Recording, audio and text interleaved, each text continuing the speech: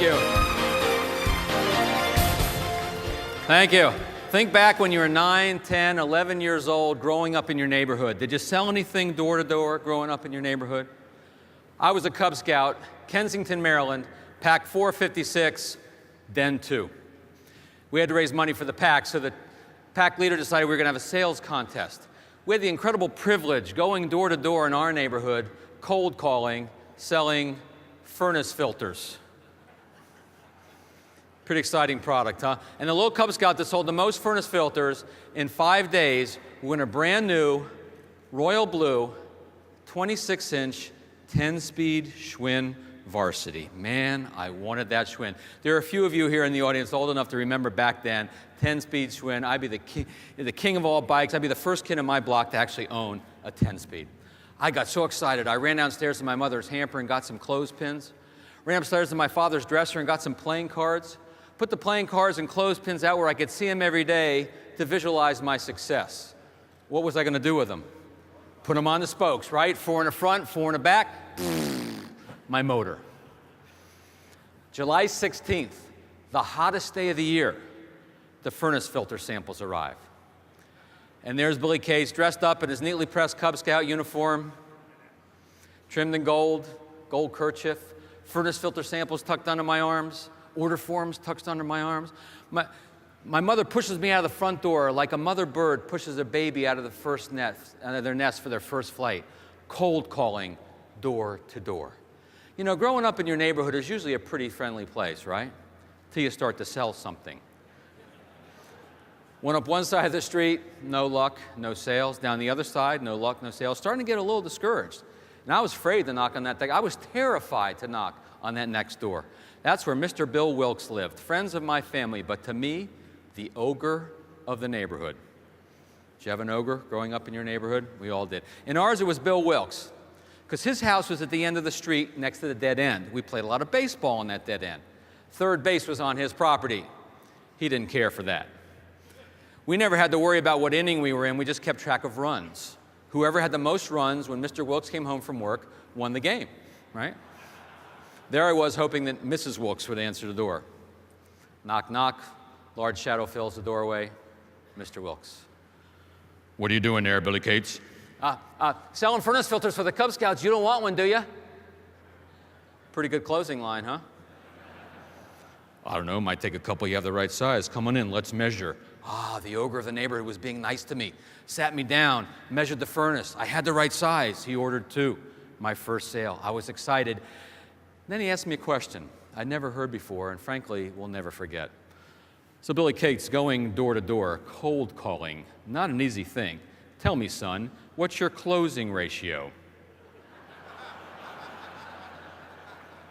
Let me put it this way, Billy Cates. How many houses have you been doing? How many sales have you made? 10 houses, my first sale, 10%, not bad for cold calling. Would you like to do better? And of course I did. I wanted to win that Schwinn. I got my first sales training at the age of 9, selling furnace filters door to door as a Cub Scout, from it turns out to be a very successful salesperson, Mr. Bill Wilkes. And this is what he said.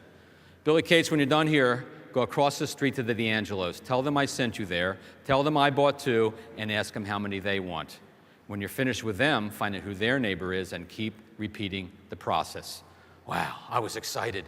I had a strategy. I ran across the street. Mrs. D'Angelo answers the door. Hi, this is Billy Cates from the street selling furnace filters for the Cub Scouts. Mr. Wilkes just bought 2 and said I should talk to you. How many would you like? A little better, huh? She bought 2. Same next door, the Jacobsons. Jacobsons bought 2. Murphy's bought 2. Turman's bought 2. Yee's bought 2. Klein's bought 2. I was selling furnace filters 5 days straight, and I want a new set of wheels. Thank you. And that became the beginning of a very long mentor-mentee relationship between little Billy Cates and Mr. Bill Wilkes, the ogre of the neighborhood. In fact, worked as a sales assistant for him for about 5 years in high school and college. Mr. Wilkes taught me a lot working for him. He taught me the power of burning desire.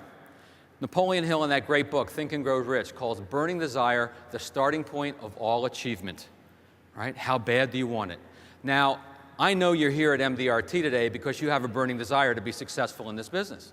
And you're fulfilling that burning desire by being here. No question about that. My question for you is, do you have a burning desire to build a thriving referral-based business. Emphasis on the word thriving. A thriving referral-based business. Do you want it bad enough? Because if you want it bad enough, you'll do what it takes. If you don't want it bad enough, you won't do what it takes. Mr. Wilkes also taught me the power of beliefs. He said, Billy, if you want to achieve anything, if you want to change anything in your life, personal, business, you have to first look at your beliefs. What do you believe about yourself, about what you want to do, about the other people involved, about what you want to change? What are your beliefs? What are your beliefs around referrals? Right? This is what I call having a referral mindset. So I want to start off by talking a little bit about your referral mindset to see if you have the thinking, the beliefs necessary to build a thriving referral-based business. You have a referral mindset if you believe that approaching clients for referrals is a safe thing to do versus a risky thing to do. I would contend that most financial professionals believe that asking for referrals is risky. That's why they don't do it. On the other hand, if you can believe that it's a safe thing to do, you can flip that switch and realize that it really can be a safe thing to do. Now that limiting belief becomes an expansive belief. And when you believe something is possible, then your awareness takes over. You see the opportunity. There is so much opportunity in front of you every day for referrals. But if you believe it's a risk, you won't even see the opportunity. All right? Leveraging the lifetime value of your clients. What is the lifetime value of your clients? Well, certainly you know one part of the equation. That's the business you can do with them over a lifetime, right? And you know that. You know the words work your book. Stay in touch with your clients. Keep providing value to them, and you will do business with them over time as their needs change. And that's great. It serves them. It serves you. It's a win-win situation. But the other part of the equation is who they can introduce you to over a lifetime. Do you think about that? Do you think about all the people that your clients are connected to and who they can introduce you to? That's a referral mindset. That's an expansive way of thinking. Boy, I hope you're a giver of referrals. Finish this phrase for me. As you give, you receive. It's true in all aspects of our life, including the referral aspect of our life. Would you agree with me that to give a referral is a risk? We never know exactly what's going to happen when we connect two people together. It's a risk for us. It's a risk for our clients. In fact, to be successful at referrals, one of the things you have to learn how to do is manage the risk. Manage the risk you feel in terms of asking for referrals, and manage the risk your clients feel in terms of giving referrals. You know, a lot of advisors don't like to give referrals. They don't want to take that risk. How are you going to create a culture of your clients giving you referrals on a regular basis if you're not willing to do it yourself? There's a direct relationship there. Please, see yourself as a connector. Be a connector. The fastest way to start getting referrals is to start giving referrals. You have a referral mindset if you believe that asking for referrals is an extension of the value that you provide your clients, extension of the service that you give to your clients. Financial advisors with a referral mindset understand that their request for referrals is actually providing an opportunity to their clients to help other people they care about. That's a different way of thinking around referrals. Most people think around referrals about me, how can I build my business? I'm trying to build my business. Please help me meet more people. I have a different mindset around referrals. I see the referral process as actually an opportunity that we give our clients to help other people in their life. That's a shift that will change your awareness and then your behavior and results around referrals.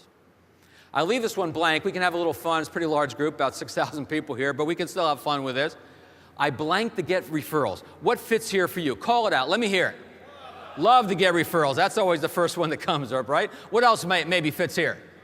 Must get referrals, expect to get referrals, need to get referrals. Somebody was listening because I heard someone say, give to get referrals.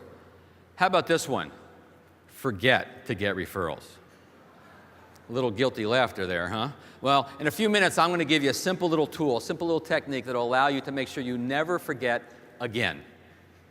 Now, someone said expect. Let's try that one for size.